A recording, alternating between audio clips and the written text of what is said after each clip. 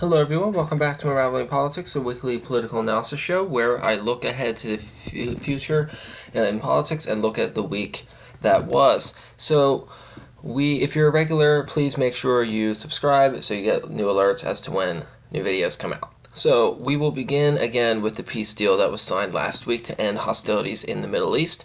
And I was skeptical that this would work, but here we are. There are still deep disagreements about how it will move forward, and I think that is going to be a problem in the weeks and months ahead.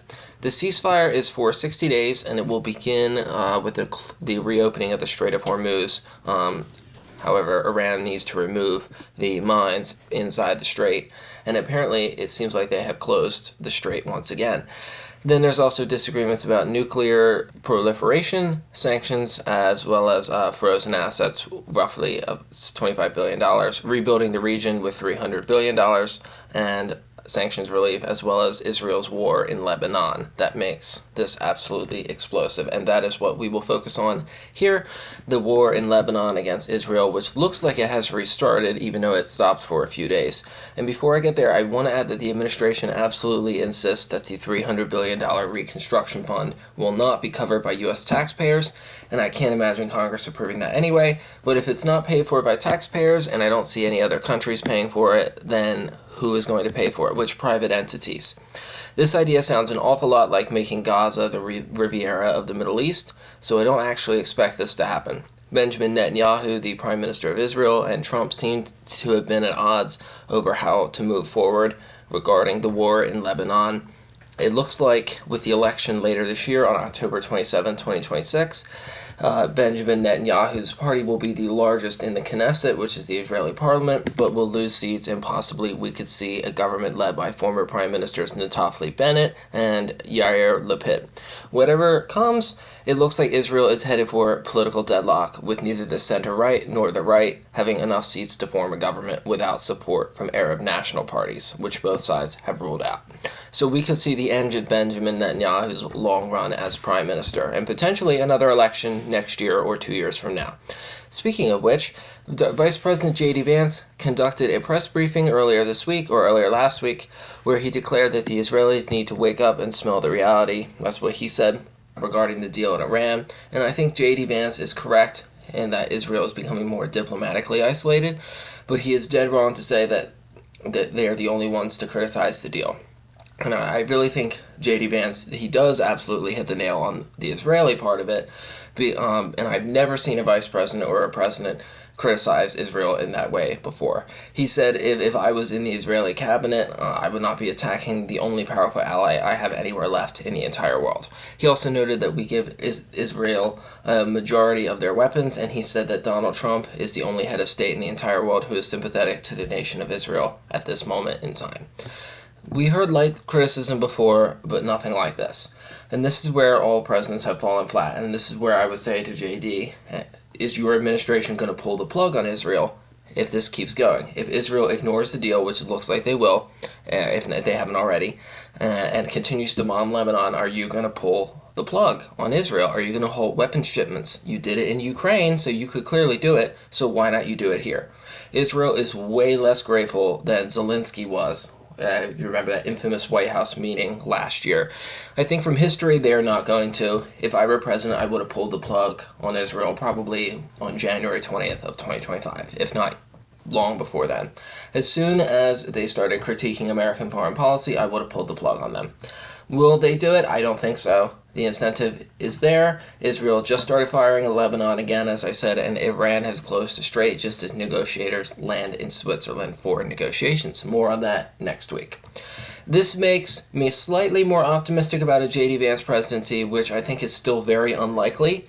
But I have said for years that nobody should vote based on one issue, whether that be abortion or Israel or Palestine or anything like that. As for the deal itself, this is not a good deal, although it is technically still a work in progress. If this administration was going to let things end the way that it did, then they should have never began the war to begin with. Trump might have to get this deal through Congress, not this deal, but the final deal, and he would struggle to do so. Obama's JCPOA, which is known as colloquially as the Iran nuclear deal, in 2015 never went through Congress, and instead it was a political commitment as opposed to a formal treaty. If it was a formal treaty, it would have had to have been approved by the Senate. And I expect no agreement to get a vote in the Senate. I don't think that's going to happen at all. And Congress has the ability to reject it within 30 days if it doesn't like it, but it probably won't, even though it is not a great deal, because once again, there's supposed to be a new one coming. Because Republicans do still control Congress, they could technically go along with this, but it would need a filibuster-proof majority in the Senate, which they do not have. Problem is that this could be easily undone by whoever comes next, or the Iranians, or the Trump administration themselves. And the Iranians know that. And that, if you ask me, that makes me think that they're going to have the cost of negotiations very, very high. So this makes me think the war will begin again, because no side, as I've said for months, has any reason to concede. No one is enthusiastic about this deal, not even people like Lindsey Graham, who is a man who has never seen a country that he didn't want to go to war with. Alright, so moving on to some elections. We had one in Georgia and one in Alabama. Nothing super interesting here. We had a primary in Oklahoma as well. Alabama is a safe Republican state, as is Oklahoma, so we're not going to spend much time there. All three candidates endorsed by Donald Trump won their primaries. Representative Mike Collins will face first-term Senator Jon Ossoff. I rate this race as leans Democrat. I don't think in this environment they're going to lose the Senate seat, but I'm not ready to say it's likely, although it probably is. The more moderate Derek Dooley lost, much to the pleasure of Ossoff. Ossoff reportedly invested lots of money into making sure that Dooley lost. Trump's pick for lieutenant governor went down in defeat in Georgia. Trump's pick for Oklahoma governor will also head towards a runoff. So a bit of a mixed bag for Trump endorsements, but he seems to have had a strong influence over the party, not over the whole general election, which we knew already. And I think the question is, how much longer is this going to go on? Eventually, the proverbial sunflowers are going to turn toward the new sun. And then lastly, to follow up on a story I covered last week, that is British Prime Minister Keir Starmer looks like he will be resigning from office today. It looks like Andy Burnham is set to be British Prime Minister. He was the mayor of Manchester until Friday. He won a seat in the legislature last week, and he definitely has the support to launch a leadership challenge. Keir Starmer spent the weekend at the Prime Minister's summer home called Chequers, and reportedly the feeling that he was going to fight on, which he said for months, has faded away. And although we don't know completely for sure, I believe he will resign if he hasn't already by the time you're listening to this. Trump has already leaked it. He wrote on Sunday morning at 9:59 a.m. He put Keir Starmer will resign as Prime Minister of the United Kingdom. He failed badly on two very important subjects, immigration and energy, open North Sea oil, in parentheses. I wish him well. And as I said, all Trump cares about is immigration and oil, so not a surprise. Perhaps he will resign today, Monday, June 22nd, or later this week. If you don't live in the UK, as I don't either, you might be wondering what happened to cause this. Keir Starmer has only been in office for about 2 years. And what lessons can we learn from this? Well, I would compare Keir Starmer to Joe Biden. And if you think about it, the time from when Biden was elected to in November of 2020 to the time when people were really done with Biden was right about mid to late 2022. And you could argue it was even sooner than that. Keir Starmer, he had faced really, it was clear that he was going to resign way before this. I would say back in February, I had already said he was going to resign. I probably would have predicted that he would have been gone probably at the end of last year. So the timing is roughly similar. And as early as July of 2022, Democrats were voicing concern that they didn't want Joe Biden to run again. He announced he would in 2023, and the rest is history. So lesson one, like Biden here in the States, you need to have a charismatic leader before an election victory. Your working government begins before you are elected. Starmer cruised to victory in 2024, not because he was a popular politician, but because he was different. He won 2/3 of the seats in the United Kingdom legislature, but he only won 1/3 of the vote, which is the lowest share for a vote share for a party that received a majority of seats in British political history. And his popularity, the little he had, tanked after the election, just like Joe Biden's. Lesson number 2, communication is absolutely critical. The Starmer government has done very little to communicate its policies to the public, like cutting energy bills or record investments in schools, roads, bridges, and internet access, the National Health Service, and the Renters' Rights Bill, as well as the Workers' Rights Bill. Joe Biden had his infrastructure packages, the American Rescue Plan, Build Back Better. A lot of that was never actually communicated very well to the public. He didn't really show that off, and part of that was because he was old as f***, and he couldn't actually speak very well, so that was more of a problem. Although Starmer, he's older, but he's not nearly as old as Joe Biden was. He was about 20 years younger than Joe Biden. going along with communication. If the public is not very enthused about you, their patience for you is going to be much, much shorter compared to a charismatic politician. So, because you have a public that, as I said, is not enthused about you. You have not earned their loyalty. They only voted for you because they felt they had to. And then if you don't seem to be doing a good job, or in fact, you make it worse, you seem to be making it worse, then the public is going to turn on you quite quickly. And I think Joe Biden's fatal blow was inflation.